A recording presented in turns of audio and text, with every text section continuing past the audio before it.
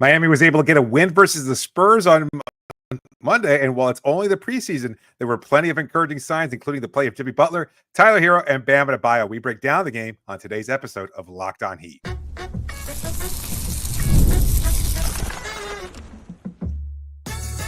You are Locked On Heat, your daily Miami Heat podcast, part of the Locked On Podcast Network, your team every day.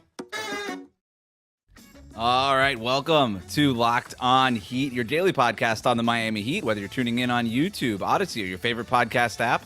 Thanks for making Locked On Heat your first listen every day. I'm Wes Goldberg, editor at allyoucanheat.com, here with David Ramil. Both of us are credentialed Heat media members who cover this team every day.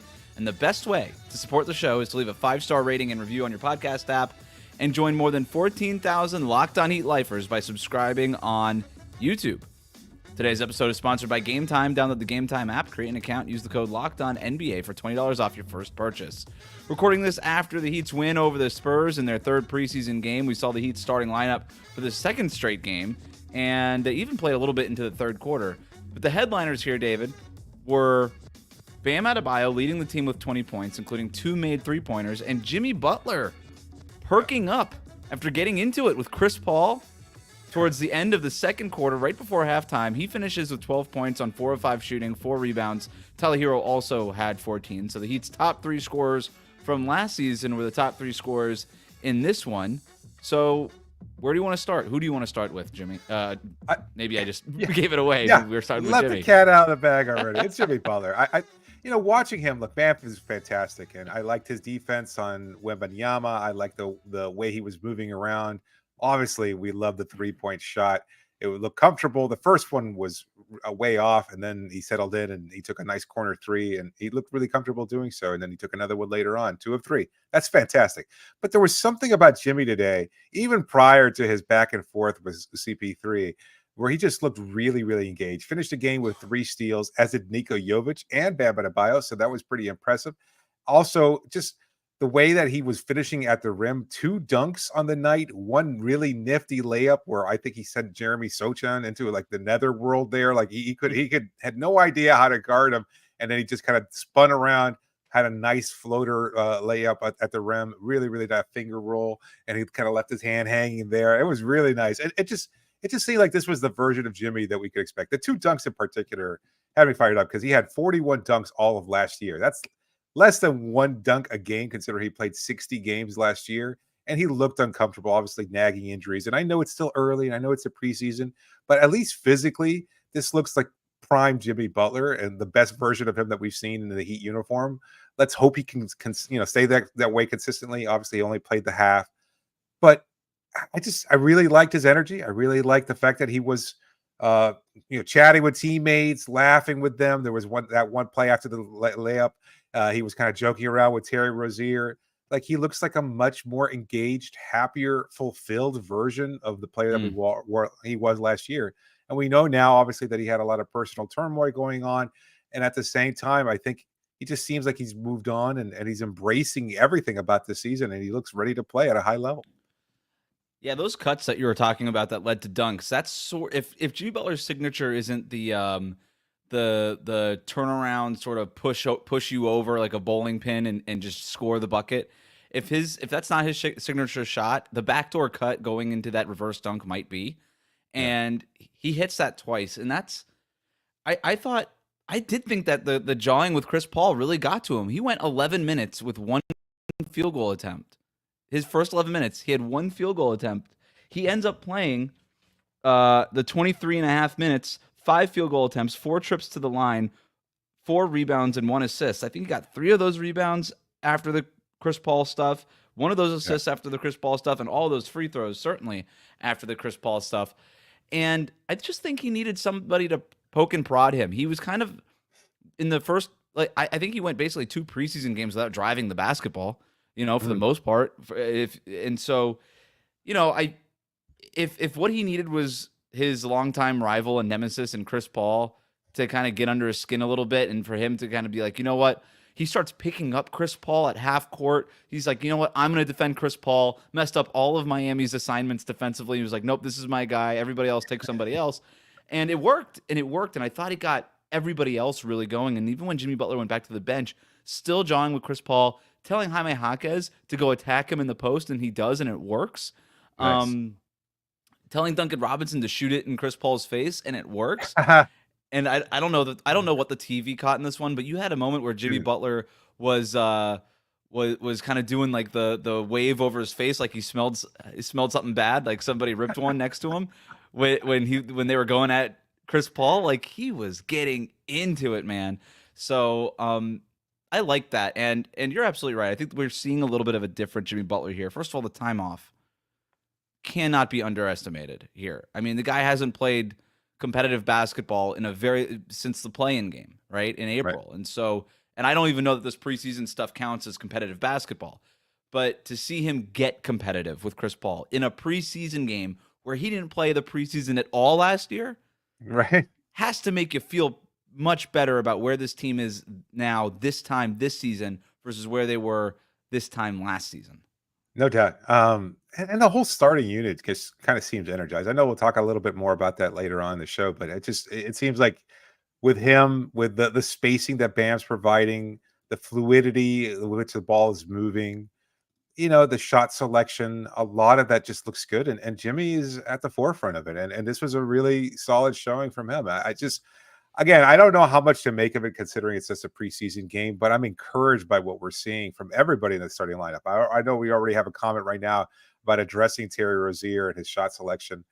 We could get to that a little bit later. Right now, I think it's time for more positivity than anything else.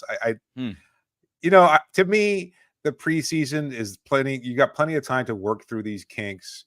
I know that maybe historically Terry hasn't been a very good shooter. But when you're looking at the whole of the starting lineup and everything that they've been able to accomplish over the last couple of games, I think it's encouraging. We're starting to see trends that are building towards something very, very positive. The three-point shooting is legit. The three-point shooting, I'm glad you brought 45 three-point attempts in this game. Now, they didn't shoot awesome, 14 of 45, nope. 31%. Again, I don't care. I want to see the process, right? Somebody tweeted at me and they're like, aren't you worried about all these missed threes? Like, they got to make the open ones. I'm like, look, the fact that they're getting open ones is a dramatic shift from last season. So baby steps, we'll get there. I think it's been 2 out of the 3 preseason games they've shot over 40 three-pointers, and the other one wasn't that far off from that 40 number. Tyler Hero was talking about this after the game, how they've been instructed. It's all threes and it's all shots at the rim. It's threes and it's shots at the rim. And there's going to be a couple of long twos. And a reporter joked with Tyler, like, hey, you got one long two in there. I'm not sure if that was allowed. And he kind of like laughs it off, a little bit. And they're going to happen, right? And if they're going to happen, it's okay to come from Bam, Jimmy, and Tyler, but just not at the frequency that they were coming at last year. And as long as they're balancing it out with more shots at the rim and from three-point range, and that's happening. And so when you're talking about what you like seeing, like, that stuff is real. And we'll get into some other things that we like there too. But when Jimmy Butler then is, and this was the kind of part I was trying to figure out, when it was, again, those first 11 minutes with one single shot attempt, I'm like, this is what the offense looks like without Jimmy Butler involved. I mean, it was passive Jimmy Butler. It was last season Jimmy Butler for the first 11 minutes of this game. And then Chris Paul crawled under his skin. And then we saw a glimpse for like 4 minutes there going into halftime of what this offense could look like with an engaged Jimmy Butler. And maybe all he's waiting for is for the preseason to be over with. But he had a reason to go at Chris Paul for 4 minutes. And that was exciting to see the backdoor cuts and all that kind of stuff, the dunks, the space that he has. I mean, talking about like when he was going in, driving those dunks, those backdoor cuts, there's nobody around him, right? It was very different than last year where he was trying to dunk basically around Bam Adebayo or somebody else that was clogging the lane. It's different now.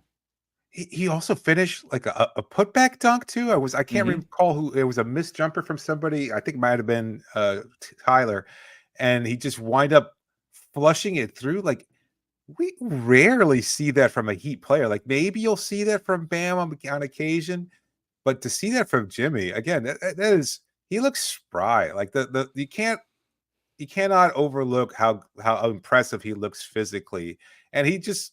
The way he was talking the talk kind of just ties into it. He was like flexing, kind of looking at the crowd a little bit when he was getting into it with CP3. He looks like he's comfortable, engaged, ready for a good season. And I'm encouraged by it. I mean, it just looks like a really positive night for him and everybody else too. Like, I mean, I know we can We could go at other players too, or talk about Well, other players too, because let's do it. I mean, so the starting lineup in general was +2 again for the second straight game. I believe they outscored the Spurs starting lineup by 2 points when they were on the court. Again, platoon type of line shifting here, where the starters were mostly together. And I did, by the way, find that shot that the tip dunk that you were talking about. Tyler Hero passes it to Terry Rozier. Rozier misses the 3-pointer, and then Jimmy Butler comes baseline, cuts baseline behind the defense, and tips it in. And it's such a great observation. Like, I don't know that Jimmy Butler did that once all of last. It feel like, you know what I mean? Like, he probably did, but you know what I mean? So the fact that he's doing it right now is huge. But there are preseason game. In a preseason game. Other stuff to get to from the starting lineup. What does Tyler Hero and Terry Rozier look like? Bam Adebayo still shooting 3-pointers. We've got all that and more coming up next here on a live stream, a post-game edition of Locked On Heat. Today's episode is brought to you by FanDuel. Hey, NFL fans, you know what? You can start the season with a big return over at FanDuel, America's #1 sportsbook. Sometimes you're watching a game and you get a hunch in the middle. You want to check out the latest stats, or maybe you want to view some play-by-play from another game going on. Well, you could do that and so much more, and it's all on the same page where you place your bets. And right now, you'll get started with $200 in bonus bets guaranteed when you place your first $5 bets. That's just $5, and you get $200 in bonus bets guaranteed. But only if you go visit FanDuel.com to get started today. That's FanDuel.com. We'll be right back. Thanks again for making Locked On Heat your first listen of the day. We want to invite you to the exclusive Locked On Heat Insider Community. If you want to join, there's a link in the show notes on YouTube and in the podcast description. If you join, you're going to get a bunch of cool stuff, exclusive content, insider info from me and David's reporting on the ground, game notes and stats while we cover the games live. Today, I sent my own personal game notes to the Locked On Heat Insider Community after each quarter, so I thought that was kind of fun. Best of all, you're going to get a chance to talk with us one-on-one through the subtext messaging platform. The best way to be a Locked On Heat lifer is to join that subtext messaging platform. You can sign up with that link in the show notes. It's free for 14 days, then it's $4.99 a month after that. You can cancel at any time, no sweat, but we're really excited for this chance to connect with you all with something new this season. David, I know there was another thing that stood out to you during this game, and it was the Heat's pace. Why did you like it so much? You know, a lot of it, as we've seen over the years with this Heat team, ignited by their defense, and when they forced so many turnovers, like they were just pressuring San Antonio so effectively. And when the initial play to Wembanyama broke down, they were able to just continue to put pressure. They were trying to force the ball in. CP3 had 6 turnovers himself. Like, it was not an efficient game, especially early on. And I think a lot of that was because of Miami's defense, but it was just the activity. Their defense forcing those turnovers and then igniting their offense, swinging the ball, and the pace of the game. It was so much fun. Like, honestly, we talked about it. We joked about last season and how just ugly a performance it was all season long. It was sluggish basketball almost every night. You rarely saw an energized offense. You rarely saw that kind of passing activity. You rarely saw any transition basketball at all. This was the opposite of that. And we saw that again. And we saw that versus New Orleans. We're seeing it today. We just saw it today.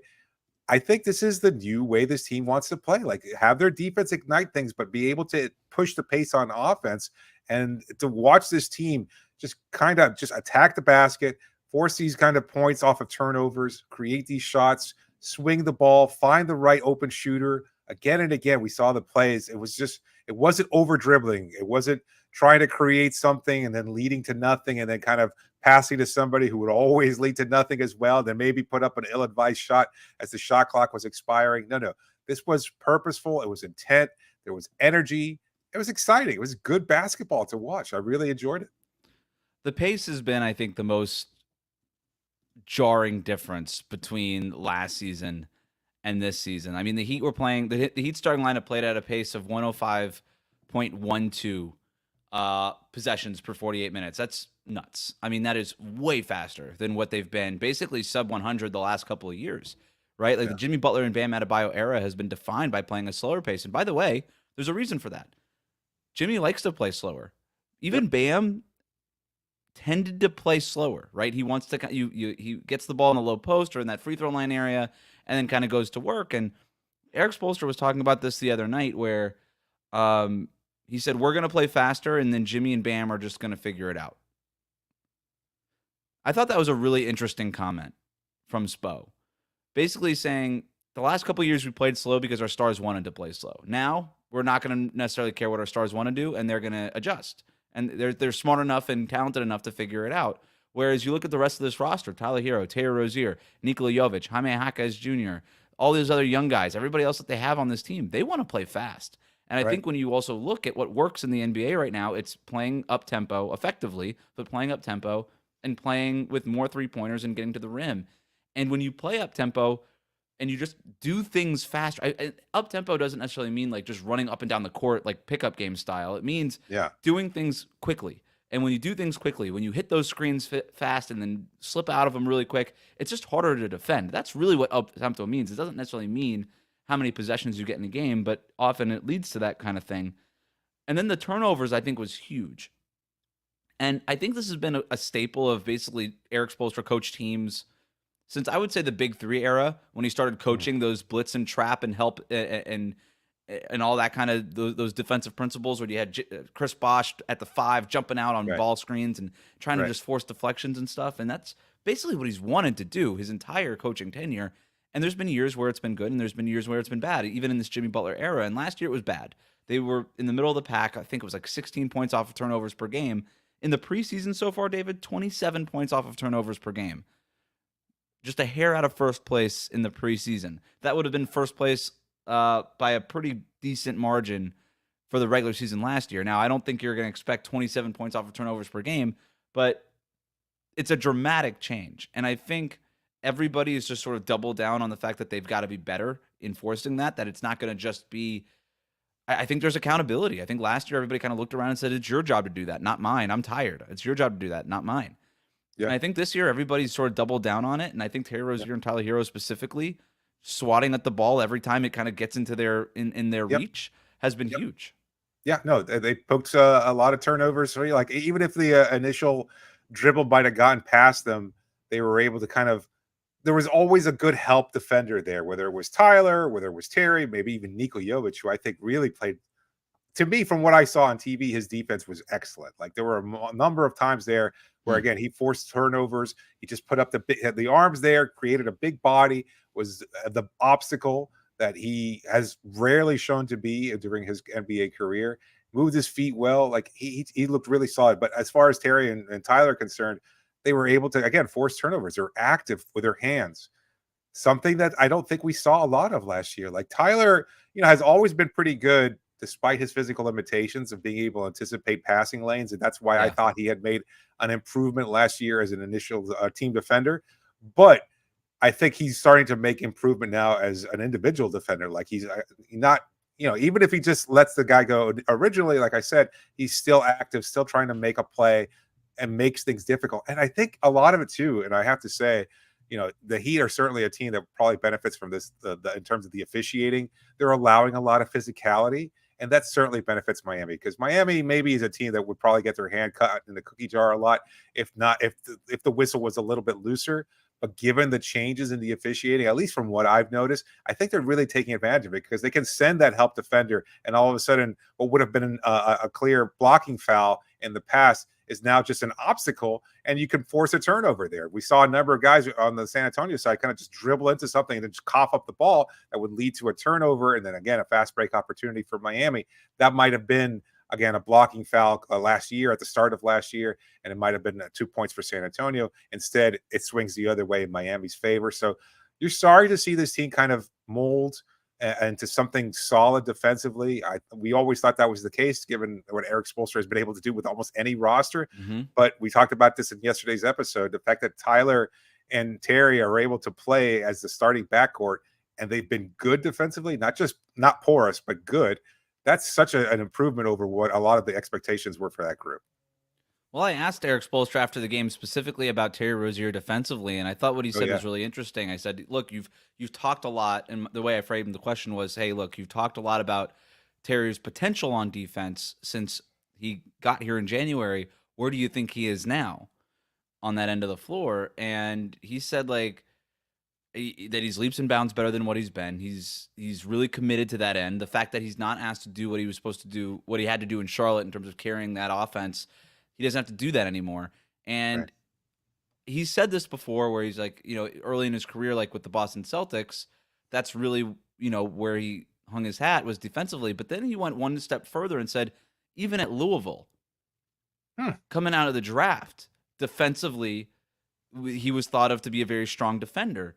And I'm going to go back after we're done here probably tomorrow and kind of look at the scouting reports on him defensively. But I kind of do remember that because I remember him like he was such a great athlete at the college level. He's still a good athlete, but he was like that was kind of his thing. And he's got longer arms. And I'm like, yeah, everything about this guy's makeup is a guy who should be a high-level defender. And then he just raved about his point of attack defense and how it just unlocks basically everything that they can do now defensively.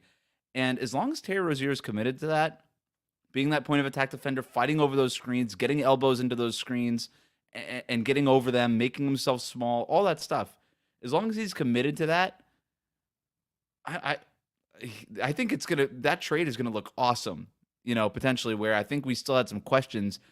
I think everybody defended the trade for what it was, but I think we still all had questions about Rozier's fit. But if he's that two-way player and does not have to be that 20-point per game scorer anymore, I think that's the best case scenario. Where I think most people would say, well, Terry Rozier, the Heat need offense. Like, he should be a 20-point per game scorer. And I'm like, I think his best utility for this team is being like a 15-5 guy, shooting a decent percentage from three, and being more of sort of not 3-and-D, but like a two-way guy who can kind of set guys up and be more of that type of player for this team. And that's what he's been so far, by the way, in this preseason. Are you concerned about Terry's shot selection or his shooting so far? That's a good question for the next segment. I think we have a question like that from the comments.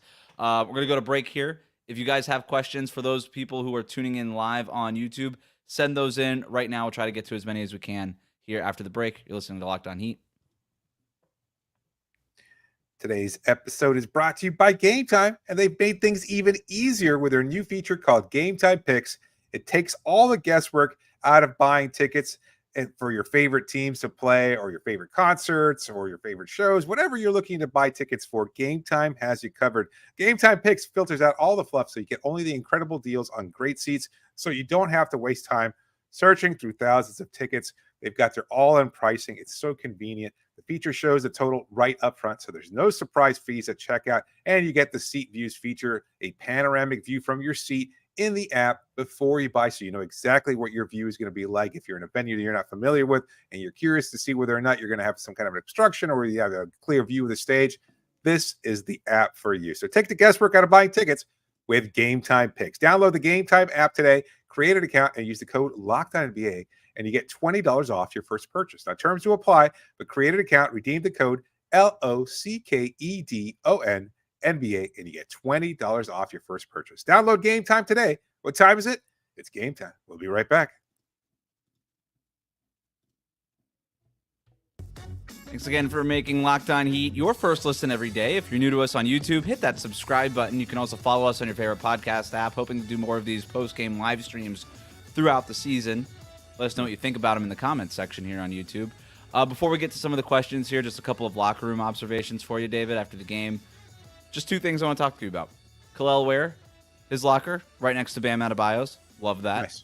Nice. Love that. That's all I have there. And then Goran Dragic wandering the hallways post-game, jawing with some reporters, but in very good spirits, man. Goran Dragic was there with a guest. I couldn't make out who it was from my seat on Media Row. I saw him lift a glass of white wine, it appeared to be, while they showed him on the Jumbotron, the brand new Jumbotron, which I'm glad that Goran Dragic was having. Maybe that's why he was in such a good mood after the game, now that I think about it. But also, I think he just enjoys seeing a Miami Heat win, even if it's in the preseason. So, and obviously enjoys being around the team. But yes, he was there, still there. Future assistant coach with the team? I don't know about assistant coach, but he'll have a role with the team. It sounds like he's going to live this life drinking white wine wherever he wants for maybe another year or so. Give it the time off that he wants. I know that his kids are young, maybe graduating or something here soon. So I think when the time is right with his family, he'll join the Heat organization in some capacity, either as an assistant coach or somebody in the front office, or maybe a little hybrid of both. Something like that. Let's get to some of these questions that y'all sent in here on our YouTube comments. First one here comes from Casey, who writes in, can we address Terry Rozier's three-point inefficiency? I love our offense, but Rozier's career three-pointers have never been good. He needs to improve. David, what do you think? Yeah, he struggles a little bit as a catch and shoot kind of guy. He's flourishing more. I think all of his made threes, at least, I mean, this is maybe anecdotal here, but it just feels like they're all off of step backs when he has the ball in his hands and he creates the space that he needs. It's just more of the rhythm that he gets into. He feels very comfortable. He had what was deemed a long two, but he hit that over Zach Collins, if I'm not mistaken, drew the foul. You thought it was a 4-point play and you tweeted it out, but it was actually ruled a long two. So that was unfortunate, but it was still the same. It's the same process. Like for him, he creates that space, crossover. He sees if he's got a little bit of room there. Next thing you know, he takes that step back. I let James Harden from a few years ago, and he lets the three fly. When he catches it on the wing, especially if somebody's driving the lane, either Tyler or Jimmy, and they swing it out to a wide open Terry, that's often off the back of the rim. And I'm not sure what the rhythm is there. I'm not sure why the motion isn't familiar for him or just as smooth. So, yeah, I do have concerns. I'd like to see a larger sample size. I know the question is about his overall career. He's not been a very good three-point shooter. Maybe you're right. If he's the one inefficient three-pointer or the most inefficient three-point shooter in the starting lineup, that's not great. But I don't think he's going to be abysmal either. Like, I know he's been bad during the preseason, but I would expect he probably is closer to 35%, probably around league average more than anything else. And if that's the case, that's not a bad place for him to be. He's going to have games where he goes 6 of 9 from 3-point range, and he's going to have some games where he goes like tonight, 1 of 6. So it's going to be a mixed bag, but I think it'll even out and he'll contribute.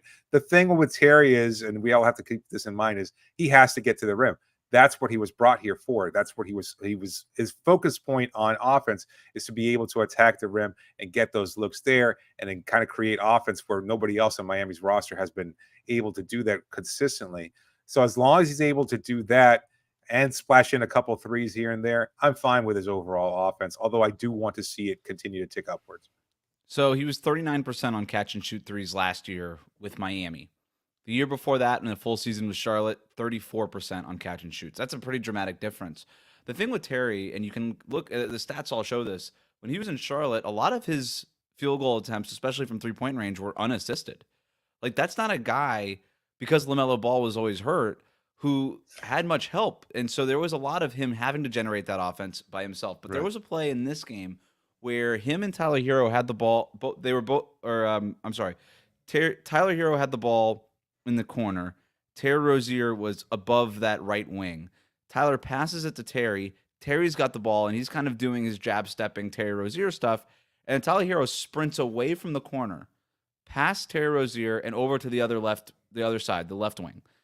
And then Terry Rozier, as soon as Hero sprints, he sprints into the corner and then gets into that shot in front of Zach Collins.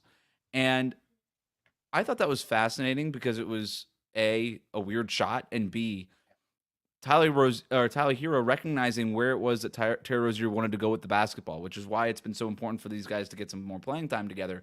And so I do think that there's something about Terry Rozier that needs that little movement, whether it's the step back or kind of floating into something to establish his rhythm. He just isn't somebody who is that comfortable getting those catch and shoot threes. My question is, will he be more comfortable as more of them are afforded to him because they haven't been there in the past? And this might just be a muscle memory thing. But look, it's a totally fair criticism of Terry Rozier's game. He's a 37% career 37% career three-point shooter. It's been a little bit lower in years past, higher at earlier portions of his career.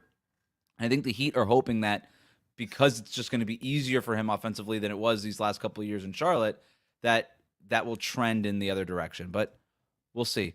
Next question comes from Josh. What kind of rookie treatment will Kel'el Ware get? The Jovic year 2 development or the Jaime fourth quarter minutes throughout the season? I think it's going to be a lot more of maybe year 1 Nikola Jovic, where that playing time isn't going to be there every single night. Yeah, I think we're seeing that. Like, I mean, he keeps going to Bryant. He keeps going to Love. Love had a bounce back game after we had just talked about whether or not he had a firm place in the rotation. So I think he's held on to that a little bit longer. With Ware, I don't think they want to rush him out there. This is not the way that this team operates. And I'm trying to think the last time, I guess it was Tyler, right? And I'd have to go back to that 2019 season and remember like the first games of the season. I think Tyler was they were looking for such a instant offense, and that was a team that really kind of you needed that. That was Jimmy's first year. He was more of a pass-friendly kind of guy at that point because he wanted to ingratiate himself to new teammates and get the offense rolling that way, build confidence and everything else. And that was a very different roster too, with Myers Leonard and Kelly Olynyk and Goran Dragic still playing at a high level. But Tyler did play consistently. But other than that, I think most rookies, unless they just step onto the court right away, I guess Jaime Jaquez too. Like, I mean, he was just so ready from day one. And we talked about it a lot. Like his camp last year was such an eye-opening experience because he was a rookie and name only. Everybody was talking about him like he was a veteran addition to the team. And he proved that almost right away and his ability to impact the game. With Ware, I think they want to kind of work him slowly there. Like he can create some easy offense. At the same time, I don't know that they want to necessarily incorporate that into the starting lineup. And as such, they would rather go to guys like Love that can space the floor or Bryant that can space the floor in theory and also kind of crash the boards a little bit. Although I would imagine his playing time might be even less than the other part of this too is that the Heat are trying to win right now. Sure. Like, we all love Kel'el Ware. His development is not the priority. And obviously you try to do both, but Kevin Love and Thomas Bryant, the Heat are just more comfortable playing those guys than Kel'el Ware. There's a lot of really interesting stuff about Kel'el Ware. This is not an anti-Kel'el Ware thing. Defensively, he ain't ready. It's not happening for him defensively right now. Jaime Jaquez played 4 years in college. Kel'el Ware did not. Like, not all rookies are created equal, right? Like, Jaime Jaquez was just more ready to play. He also happens to play a position that's just easier to fit in as a rookie. Center might be the hardest position to learn in the NBA. It doesn't happen overnight. And Kel'el Ware isn't being asked to learn it overnight. They're taking the right plan here. And I don't know, not to be like the total homer guy, but like whatever the Heat think is the right thing to do with their developmental program, I'm going to defer to them since they have the best program in the league, and that's been proven out over the last couple of years. Next question here. I think it's a fair question. Casey writes in, why did we play Alec Burks over Haywood? Two things. I think they needed, I think there's a plan here, maybe not to play everybody the way you played them today in the second night of a back-to-back against Atlanta. That, of course, being the game that got rescheduled because of the hurricane. Also, San Antonio, when Wemby was off the court, and Miami in those minutes was they were kind of going into that second unit, tended to play small. And I think that's why you saw more guards in there, like Drew Smith and Alec Burks and Duncan Robinson all in there with Jaime and Kevin Love over going a little bit bigger. Yeah. I think that was it. Maybe Haywood. Nobody asked Spo about this after the game. Nobody got a chance. Maybe Haywood's hamstring was bothering him a little bit. Who knows? I'm not trying to spread rumors, but I look. Burks didn't play on Sunday against the New Orleans Pelicans, and I imagine that's probably part of it. Is that he didn't play at all? Now he played today. Now Haywood will play probably tomorrow. I would imagine Haywood Highsmith probably starts against the Hawks because we probably will not see the regular starters in there. If I had to guess, the team that played most of the second half, Duncan, Drew Smith, Haywood Highsmith at the 3, I guess, or maybe Jaime might get some playing time too, although maybe they might want to kind of ease him a little bit given his groin injury and things of that sort. Who knows? Maybe they might start Bryant. I think they would probably start Thomas Bryant tomorrow. That makes a lot of sense. If I had to guess what the starting lineup would be, it would probably be TB in there. This comes from Josh. Is Jimmy actually motivated, or is he pissed and might be a ticking time bomb?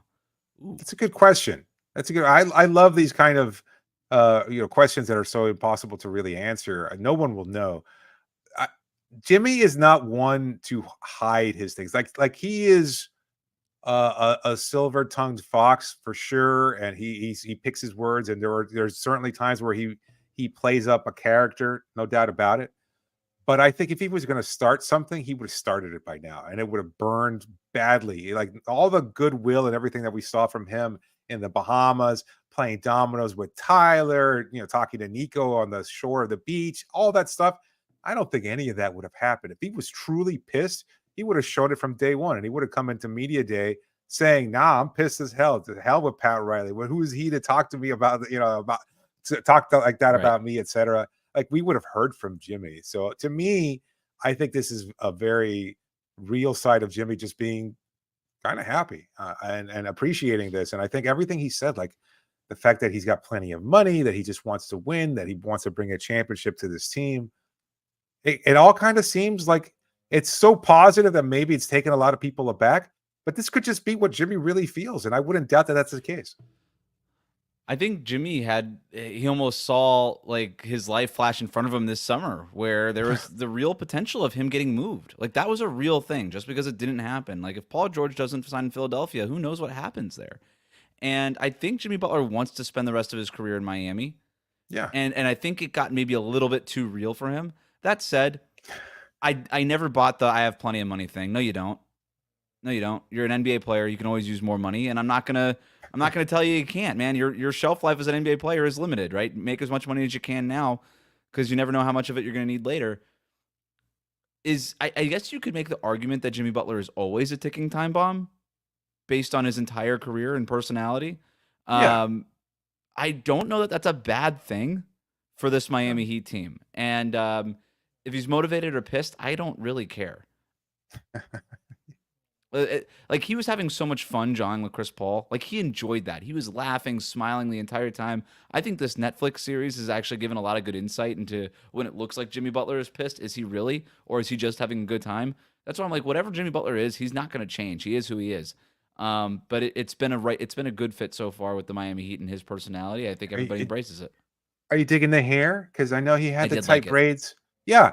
I think this should be the norm. Like, I mean, to me, the best version of Jimmy has always been like bedraggled, just kind of over the beard from the bubble. Yeah. Like, obviously, that Not was the the very overly best. manicured Jimmy Butler, just the No. I don't Yeah, give an yeah. F Jimmy Butler. Yes. Let it go, man. Let it go. Just go out there, have fun, bully people, and beat Jimmy effing Butler. All right, I think we have time for one more here. We'll get to it. This right. comes from our friend Amir, who writes in, do you think the starting five will continue to play five out? The spacing in these last two games has been pretty decent, with Bam and Jimmy playing on the perimeter and creating space for Terry and Tyler. I don't know if we need to make predictions, but I'm going to tell you the plan is yes. That's exactly what the plan is. And we were talking with some players after the game about exactly that. Everything about this team, everything they did in the Bahamas, and man, did this team play. This team talks about the Bahamas a lot. I think it was the best thing that this team ever did. This coaching staff said, we're doing training camp in the Bahamas because it keeps coming up unprompted. And Tyler Hero was even talking about this, and I found it really interesting how Bam did not touch the ball on a couple of different possessions, but flared, like Tyler had the ball, and Bam flared out to the corner or somewhere above the three-point line, and then Tyler recognized it. Somebody followed Bam out to the corner, and then all of a sudden there was a driving lane for Tyler Hero. And Tyler had two like really nice, strong drives.